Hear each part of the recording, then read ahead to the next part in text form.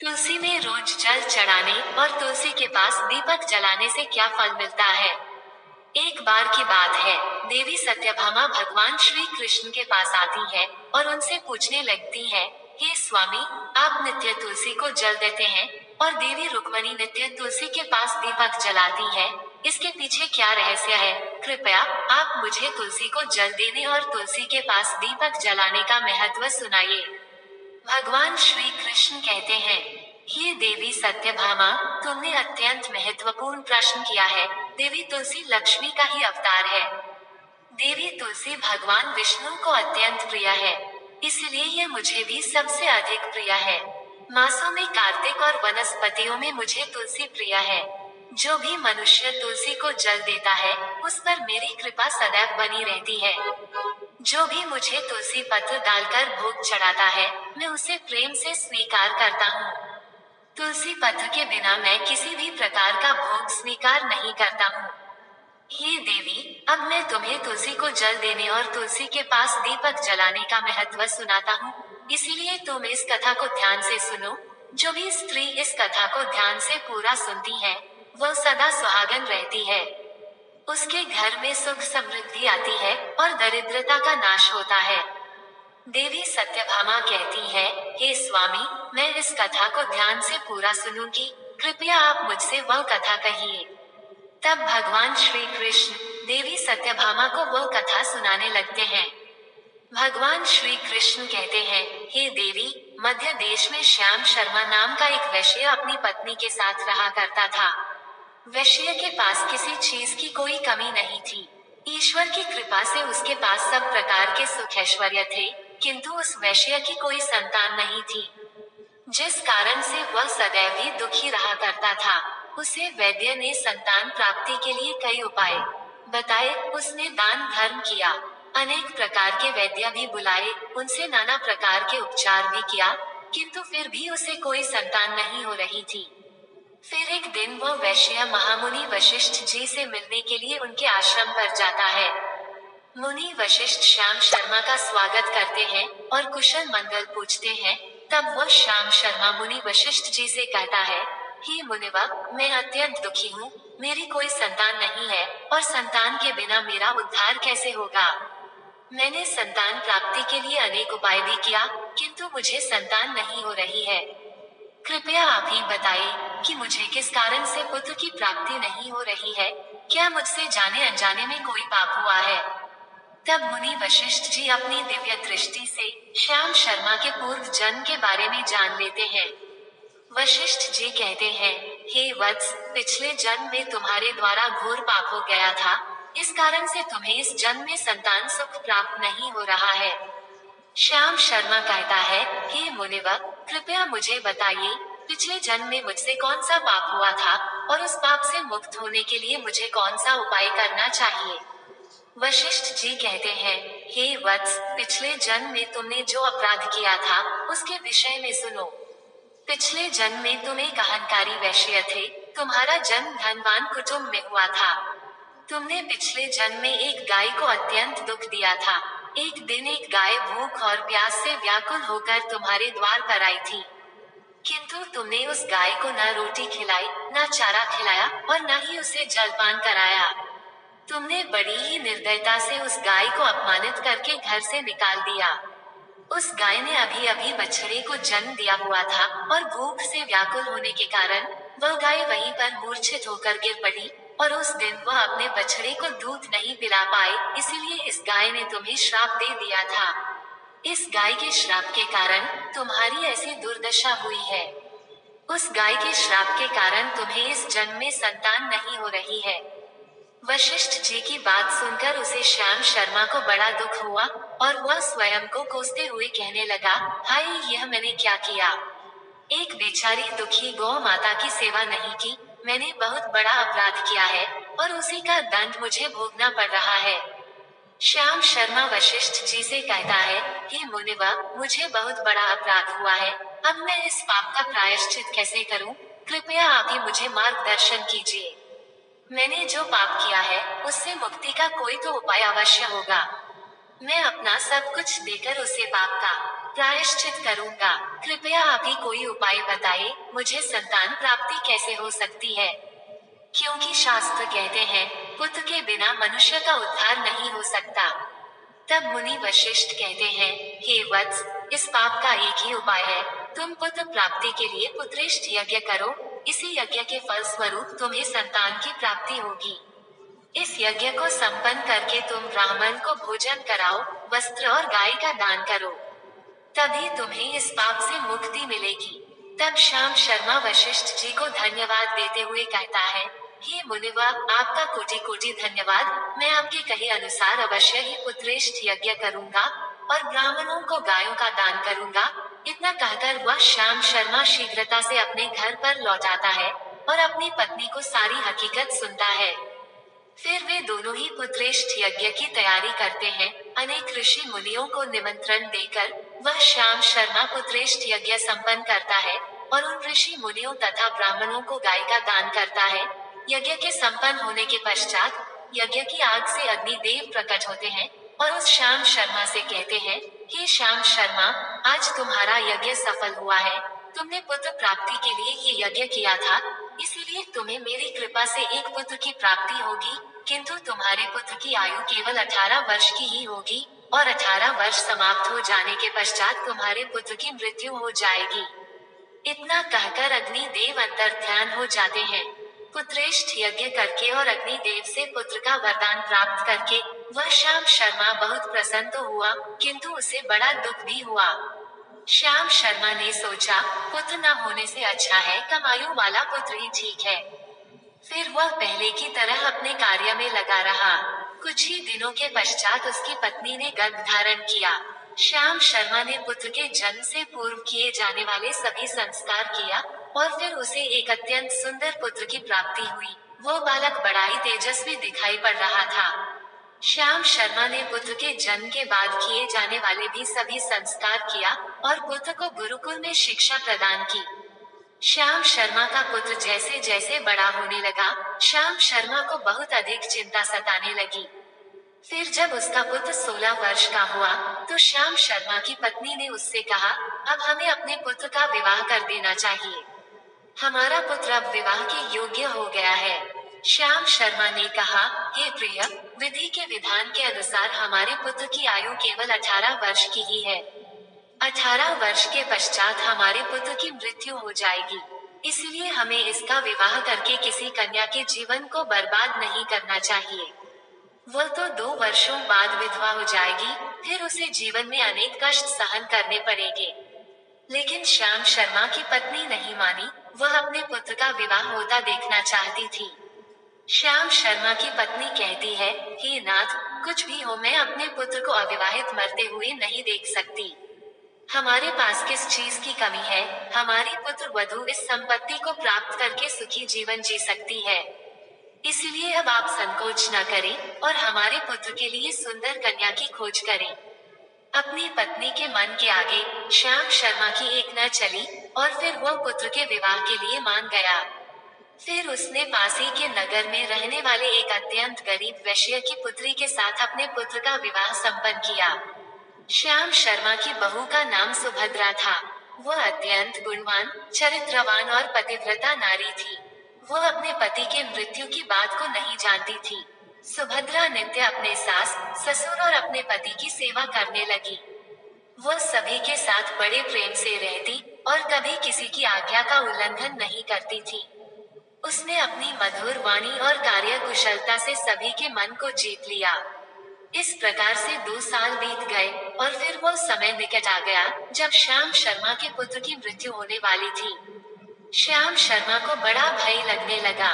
फिर एक दिन उसने अपनी बहू को बुलाया और उसे क्षमा मांगते हुए कहने लगा, हे बहू, तुम मुझे क्षमा कर देना। मैंने तुम्हारे साथ बड़ा अन्याय किया है। सुभद्रा ने कहा, हे ससुर जी, आप ऐसा क्यों कह रहे हैं? आप मुझसे क्षमा मांगकर लज्जित न कीजिए। मैं आपसे छोटी हूँ, आपकी पुत्री के समान हूँ। कृपया आप संकोच न करते हुए आपके मन में जो भी बात है वो कहिए, मैं आपकी आज्ञा का पालन अवश्य करूंगी। फिर श्याम शर्मा कहने लगा, हे पुत्री, तुम कल्याणी हो, तुम एक महान पतिव्रता हो, किंतु मेरे पुत्र के साथ तुम्हारा विवाह होने से पूर्व मैंने तुमसे एक बात छुपाई है। हमें पुत्र की प्राप्ति पुत्रेष्ठ यज्ञ करने के बाद हुई थी, और अग्नि देव ने हमें ये कहते हुए पुत्र प्राप्ति का आशीर्वाद दिया था कि हमारे पुत्र की आयु केवल 18 वर्ष की होगी। 18 वर्ष के बाद हमारे पुत्र की मृत्यु हो जाएगी। अपने ससुर की बात सुनकर सुभद्रा ने कहा, हे ससुर जी, बस इतनी सी बात, आप चिंता न कीजिए। मैं आपको वचन देती हूँ कि आपकी पुत्र वधू मैं कभी विधवा नहीं होंगी। आपके पुत्र के प्राणों की रक्षा मैं करूंगी।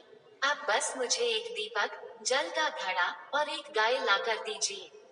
मेरे पति के प्राणों की रक्षा इन्हीं से होगी।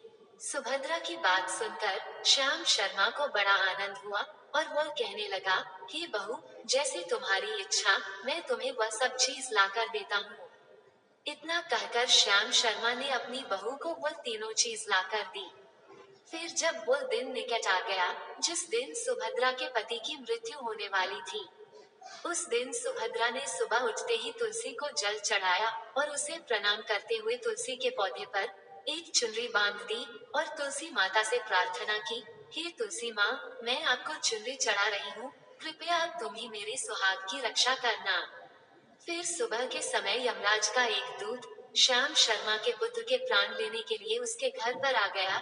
जैसे ही वह घर में प्रवेश करने लगा, तब तुलसी के पौधे ने उसे रोक दिया और कहा, हे यमदूत, इस घर में निवास करने वाली स्त्री ने मुझे चुनरी चढ़ाई है और इसलिए अब इसके सुहाग की रक्षा मैं कर रही हूँ। तुम इसके घर में प्रवेश नहीं कर सकते। इतना कहकर तुलसी ने यमराज के उस दूत को घर में जाने से रोक दिया। वह दूत भयभीत होकर सुभद्रा के पति के प्राण लिए बगैर ही यमपुरी लौट गया। यमपुरी में जाकर उसने यमराज से कहा, हे धर्मराज, मैं धरती लोक पर एक पुरुष के प्राण लेने के लिए गया था, किंतु तुलसी के पौधे ने मेरा रास्ता रोका। उस तुलसी के पौधे के कारण मैं घर में प्रवेश नहीं कर पा रहा हूँ। इस बात पर यमराज को बड़ा क्रोध आ गया।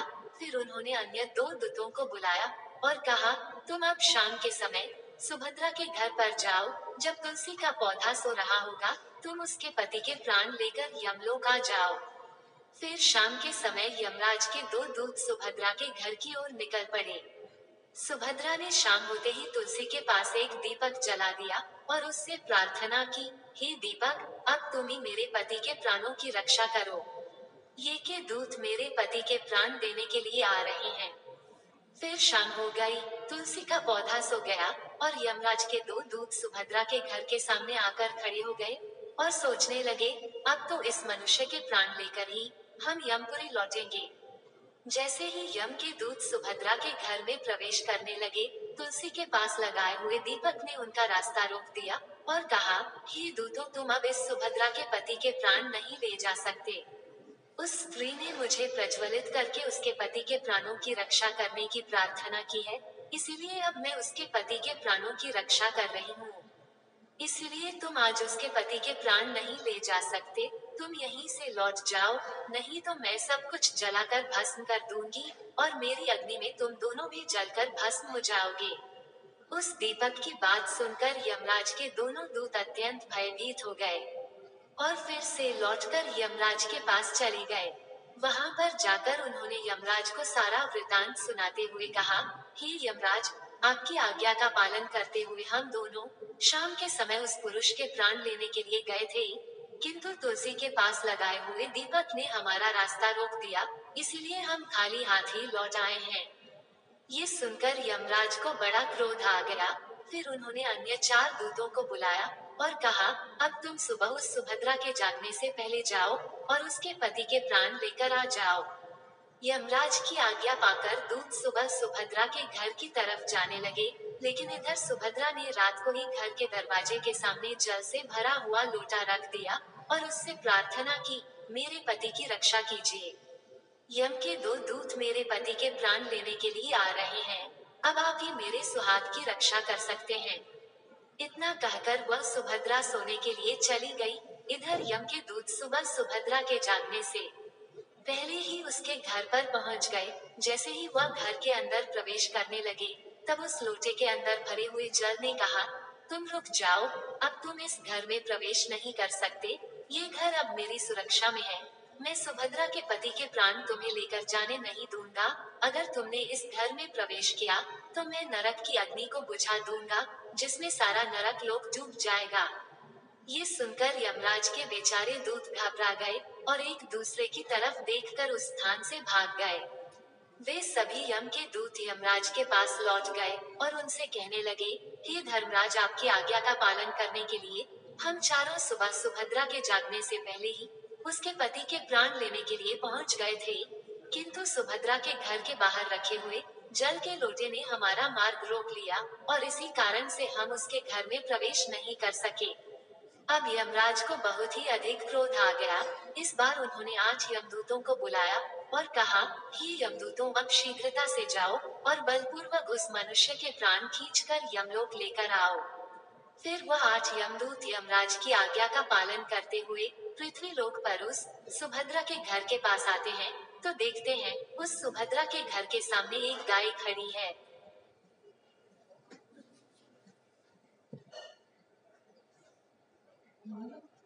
सुभद्रा ने यमदूतों के आने से पहले ही अपने घर के सामने गाय को बांध दिया था और गौ माता से विनती की थी, हे गौ माता, आज यमदूत मेरे पति के प्राण लेने के लिए आ रहे हैं। अब आप ही मेरे सुहाग की रक्षा कर सकती हो। हे गौ माता, मैं आपकी शरण में आई हूँ, कृपया मुझे विधवा होने से बचा लीजिए। उस गाय ने कहा, हे पुत्री, तुम चिंता मत करो, तुम्हारे पति के प्राणों की रक्षा मैं स्वयं करूंगी। मेरे होते हुए यम के दूत तुम्हारे घर में प्रवेश नहीं कर पाएंगे, इसलिए तुम चिंता से मुक्त होकर घर में अपने पति की सेवा करो। फिर जैसे ही वे यमदूत घर के अंदर प्रवेश करने के लिए आगे बढ़ते हैं, तब वो गाय उन्हें रोक देती है और कहती है, इस घर में तुम लोग प्रवेश नहीं कर सकते, इस घर की रक्षा मैं कर रही हूँ। मेरे रहते कोई भी इस घर के अंदर प्रवेश नहीं कर सकता। यदि तुमने घर के अंदर प्रवेश करने का प्रयत्न किया, तो मैं तुम सभी को श्राप दे दूंगी। अगर तुम्हें इस घर के अंदर प्रवेश करना है, तो तुम्हें पहले मेरे प्राण लेने पड़ेंगे और तुम सभी को गौ हत्या का पाप लगेगा, जिसका कोई प्रायश्चित नहीं है। वहां पर उपस्थित सभी यमदूत गाय के द्वारा श्राप देने की बात सुनकर भयभीत हो गए। वे जानते थे कि गाय के द्वारा दिए गए श्राप से कोई मुक्त नहीं कर सकता और गौ हत्या तो संसार का सबसे जघन्य अपराध और महापाप है, जिसका कोई प्रायश्चित भी नहीं है। इसलिए वे सभी वहां से लौटकर यमराज के पास चले गए। यमपुरी जाकर उन यमदूतों ने यमराज को सारा वृतांत सुनाते हुए कहा, हे धर्मराज, उस सुभद्रा के पति के प्राणों की रक्षा एक गाय कर रही है। उस गाय ने हमें श्राप देने की बात कही, इसलिए हम सभी भयभीत होकर वापस लौट आए हैं। हम में गाय का सामना करने की शक्ति नहीं है। उन यमदूतों की बात सुनकर यमराज आग बबूला हो गए और स्वयं भैंस पर सवार होकर पृथ्वी लोक की ओर निकल पड़े। यमराज अपने भैंस पर सवार होकर उस सुभद्रा के घर के पास चले आते हैं। यमराज को अपने घर के सामने खड़ा हुआ देखकर सुभद्रा भयभीत हो जाती है और जल्दी से आकर यमराज के चरण स्पर्श करके उन्हें नमस्कार करती है और उनकी स्तुति करने लगती है। हे यमराज, आप तो तीनों लोगों के प्राणियों पर कृपा करने वाले महान देवता है। इस संसार के समस्त प्राणियों के पाप और पुण्य का लेखा जोखा आप अपने पास रखते हैं। हे न्याय के देवता धर्मराज, मैं सत्य धर्म का पालन करने वाली पतिव्रता स्त्री हूँ। मैं आपको बारंबार नमस्कार करती हूँ, कृपया मुझे आशीर्वाद दीजिए। सुभद्रा के द्वारा की गई स्तुति से यमराज अत्यंत प्रसन्न होते हैं और उसे अनजाने में ही सदा सुहागन रहो, ऐसा कहकर आशीर्वाद देते हैं। फिर जब यमराज सुभद्रा के पति के प्राण ले जाने के लिए आगे बढ़ते हैं, तो सुभद्रा कहती है, हे धर्मराज, आपने अभी मुझे सदा सुहागन रहने का आशीर्वाद दिया है और अब आप मेरे पति के प्राण लेने जा रहे हैं। इससे तो आपका आशीर्वाद झूठा साबित हो जाएगा। ये सुनकर धर्मराज रुक जाते हैं और सुभद्रा की ओर देखकर मुस्कुराने लगते हैं। सुभद्रा के निर्मल हृदय और अपने पति के प्रति समर्पण भाव को देखकर यमराज अत्यंत प्रसन्न होते हैं। सुभद्रा की ओर देखकर यमराज कहते हैं, हे पुत्री, आज तुमने साक्षात मृत्यु को ही पराजित किया है। मैं तुम्हारे पतिव्रत धर्म से अत्यंत प्रसन्न हूँ। अब मैं तुम्हारे पति के प्राण छोड़ देता हूँ। तुम्हारी जो भी मनोकामना है, वह मुझसे मांग लो, तब सुभद्रा ने कहा, हे धर्मराज, मैं अपने पति के लिए 100 वर्ष की आयु मांगती हूँ। मेरे लिए मेरे पति ही परमेश्वर है। मैं अपने पति को छोड़कर जीवित नहीं रह सकती, इसीलिए आप मुझे यही वरदान दीजिए। तब यमराज प्रसन्न होकर कहते हैं, तथास्तु, हे कल्याणी, आज से जो भी स्त्री अपने घर के सामने तुलसी का पौधा लगाती है, तुलसी के पास शाम को दीपक जलाती है, जिस घर के सामने गाय बंधी होती है, और जो स्त्री अपने घर के सामने जल का लोटा रखती है, उसके घर में कभी मेरे दूत प्रवेश नहीं करेंगे। इतना कहकर यमराज उस स्थान से अंतर ध्यान हो जाते हैं। भगवान श्री कृष्ण कहते हैं, हे देवी, इस प्रकार से उस सुभद्रा ने अपने पतिव्रता धर्म का पालन करके उसकी मृत्यु को टाल दिया था। इसलिए जो भी स्त्री अपने घर के सामने तुलसी का पौधा लगाती है, रोज शाम को तुलसी के पास दीपक जलाती है, उसके घर में मृत्यु प्रवेश नहीं करती है। जिस घर के सामने गाय बंधी होती है, उस घर में कभी दुख दरिद्रता नहीं आती है। जो स्त्री अपने घर के सामने जल से भरा हुआ लोटा रखती है, उसके घर में कभी शोक नहीं होता है।